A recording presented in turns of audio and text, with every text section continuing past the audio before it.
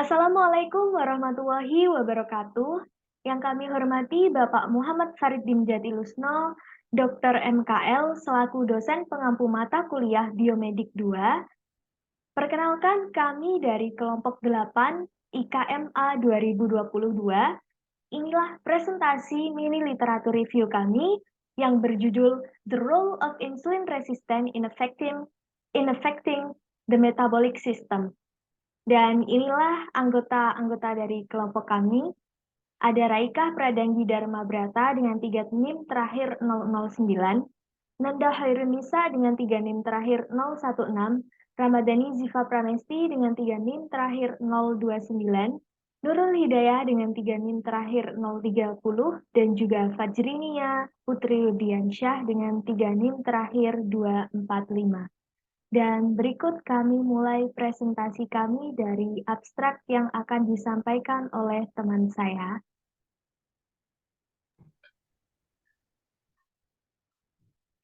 Perkenalkan, saya Nanda Khairunisa dengan 3 NIM terakhir 016. Di sini saya akan menyampaikan abstrak. Yang pertama yaitu resistensi insulin adalah kondisi patologis di mana jaringan tubuh kehilangan kemampuannya untuk merespon insulin dengan baik, sehingga membutuhkan kadar insulin yang lebih tinggi untuk mempertahankan kadar gula darah normal. Resistensi insulin ini biasanya terjadi pada orang yang mengalami obesitas, sindrom metabolik, diabetes tipe 2, dan penyakit kardiovaskular.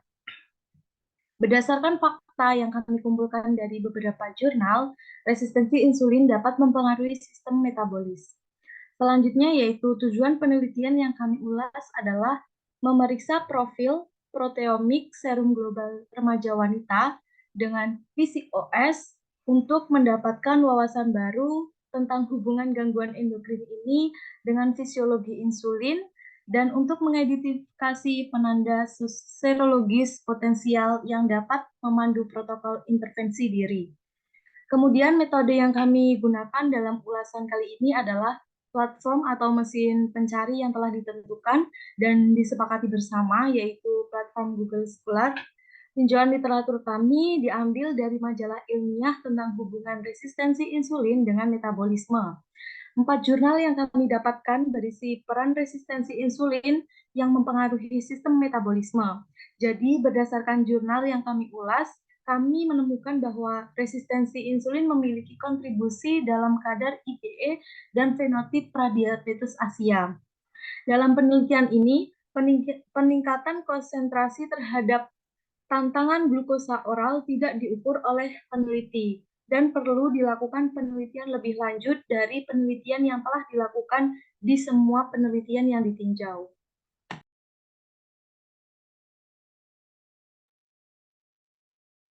Baik, selanjutnya saya Ramadhani Ziva Pramesti dengan 3 NIM terakhir 029 akan menyampaikan bagian dari introduction kami, yaitu sindrom resistensi insulin juga dikenal sebagai sindrom metabolik. Beberapa tanda dari sindrom metabolik seperti hiperinsulinemia, peningkatan kadar glukosa puasa, kolesterol HDL atau HDLC yang rendah, lingkar pinggang meningkat, dan juga hipertensi. Berdasarkan fakta yang kami kumpulkan dari beberapa jurnal, resistensi insulin dapat mempengaruhi sistem metabolisme. Individu dengan sindrom metabolik berada pada peningkatan resiko pradiabetes, diabetes tipe 2, penyakit kardiovaskular, obesitas, dan sindrom ovarium polikistik atau yang bisa disebut dengan PCOS.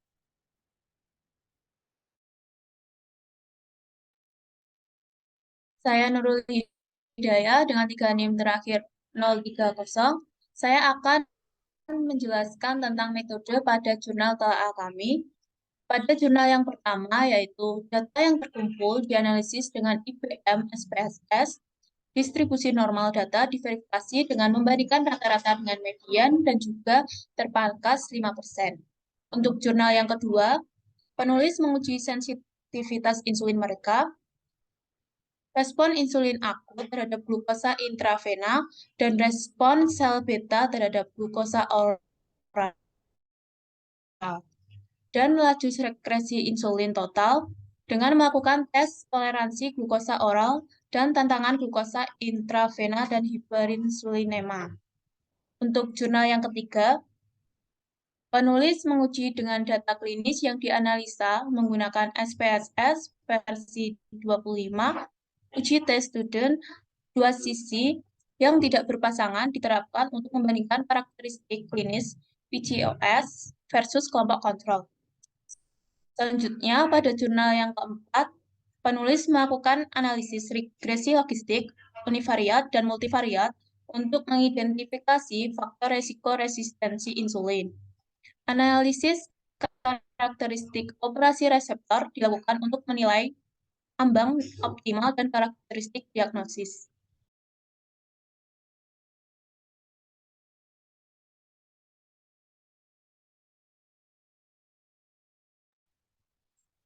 Baik, perkenalkan nama saya Reka Pradanggi dengan NIM 009.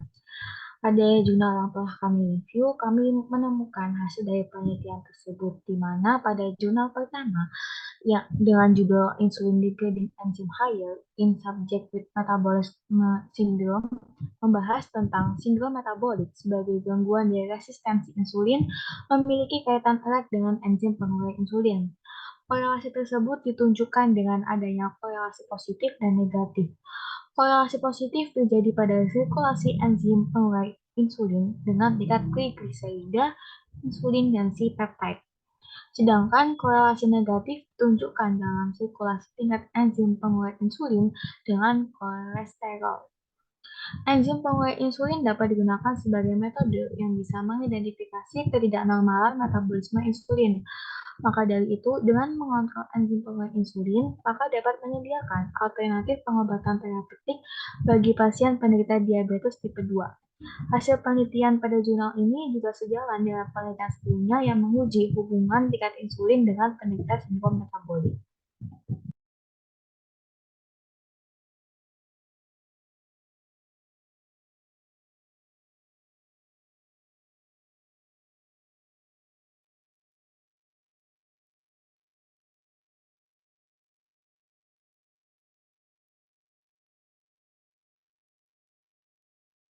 Selanjutnya, pada jurnal kedua bertujuan untuk menilai kontribusi disfungsi sel beta dan juga resistensi insulin terhadap fenotip prediabetes Asia. Prediabetes merupakan kondisi kesehatan di mana kadar gula darah lebih tinggi daripada kadar gula darah normal, tetapi belum cukup tinggi untuk dikatakan sebagai diabetes. Peserta menjalani tes toleransi glukosa oral, tantangan glukosa intravena, dan prosedur klaim hiperinsulinemia euglikemia untuk menentukan toleransi glukosa, respons sel beta, sekresi insulin, clearance insulin, dan sensitivitas insulin. Hasilnya, peserta dengan pradiabetes memiliki konsentrasi glukosa yang lebih tinggi secara signifikan dalam keadaan puasa dan setelah konsumsi glukosa daripada peserta normoglikemik.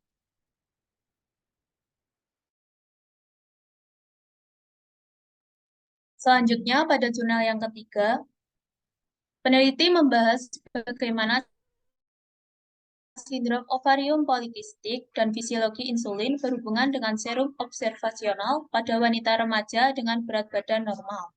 Para penulis ingin memeriksa profil proteomik serum global remaja, wanita dengan berat badan normal dengan PCOS untuk mendapatkan wawasan baru tentang hubungan gangguan endokrin ini dengan fisiologi insulin dan untuk mengidentifikasi penanda sirkulasi baru yang dapat memandu intervensi protokol. Para penulis menemukan bahwa pada wanita dengan PCOS, tingkat serum erythroglobin, protein globular kecil dengan aktivitas antiinflamasi yang dilaporkan, lebih rendah pada wanita dengan PCOS daripada kontrol yang sehat. Serta data eksperimen yang menunjukkan bahwa estrogen secara transkripsi mengontrol gen erythroglobin.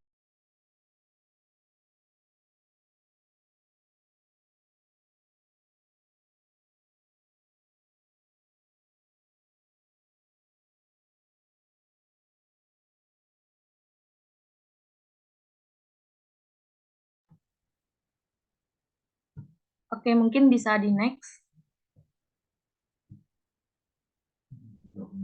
Selanjutnya yaitu jurnal keempat membahas tentang hubungan antara adipokin plasma dengan resistensi insulin yang diukur dengan HOMA-IR. Jadi diprediksi bahwa biomarker inflamasi dikaitkan dengan resistensi insulin bahkan setelah penyesuaian untuk semua variabel lain dalam model menemukan bahwa konsentrasi ADP yang lebih rendah dikaitkan dengan HOMA-IR dibandingkan dengan lainnya. Kemudian studi ini menunjukkan bahwa ADP memiliki karakteristik prediktif resistensi insulin yang baik dibandingkan dengan CRP dan CNFA. Konsentrasi adipokin terutama ADP berhubungan erat dengan resistensi insulin. Korelasi yang signifikan antara variabel klinis, metabolisme, dan tingkat ADP menunjukkan bahwa ADP dapat digunakan sebagai biomarker yang sangat masuk akal untuk prediksi resistensi insulin.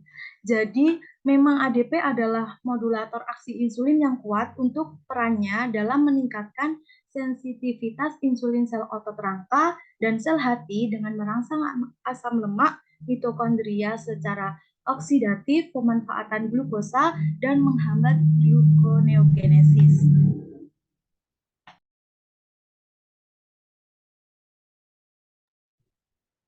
Ya, perkenalkan, saya Fajrinia Putri Rodiansyah dengan NIM akhir 245. Dari keempat jurnal yang telah kami telaah, berikut kesimpulan yang dapat kami tarik, yaitu yang pertama, resistensi insulin ini merupakan kondisi patologis yang terjadi ketika sel gagal merespon hormon insulin dengan baik. Selanjutnya, resistensi insulin juga berkorelasi dengan sindrom metabolik, di mana yang pertama, kadar insulin degrading enzim atau IDE lebih tinggi pada pasien dengan sindrom metabolik. Lalu konsentrasi glukosa pada keadaan puasa atau fasting glucose levels, dan setelah konsumsi glukosa, lebih tinggi pada pasien dengan pradiabetes daripada peserta normoglikemik. Dan status inflamasi pada wanita dengan PCOS atau gangguan hormon yang terjadi pada usia subur lebih tinggi dibandingkan wanita sehat.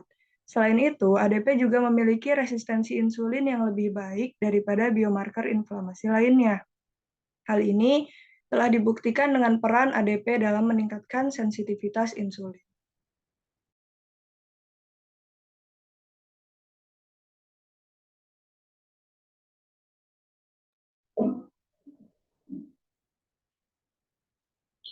Baik, kemudian pada jurnal yang telah kami review, kami menemukan beberapa keterbatasan yang terjadi pada penelitian. Yang pertama, di jurnal kedua yang menggunakan metode perbandingan cross-seksional tidak dapat menentukan peran dari sekresi insulin dan sensitivitas insulin pada perkembangan diabetes tipe 2. Kedua, peningkatan konsentrasi pada glukosa oral tidak diukur dalam penelitian tersebut. Ketiga, pembersihan insulin kemungkinan tidak akurat pada penelitian tersebut. Dan yang keempat, pemeriksaan pada korelasi estrogen dan tingkat uteroglobin masih terdapat keterbatasan.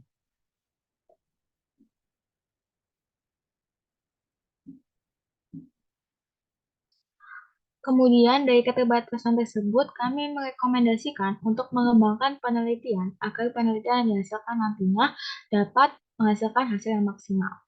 Kami merekomendasikan untuk melakukan pengembangan pada intervensi terapeutik dengan mengadakan penelitian yang dapat memahami aktivitas dan level IDE yang berkaitan dengan hal patologi.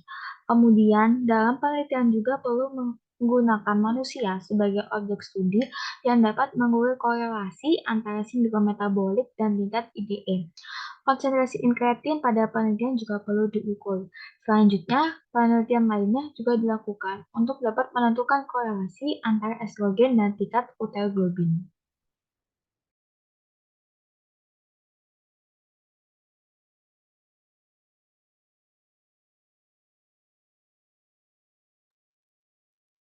Baik, inilah yang dapat kami presentasikan.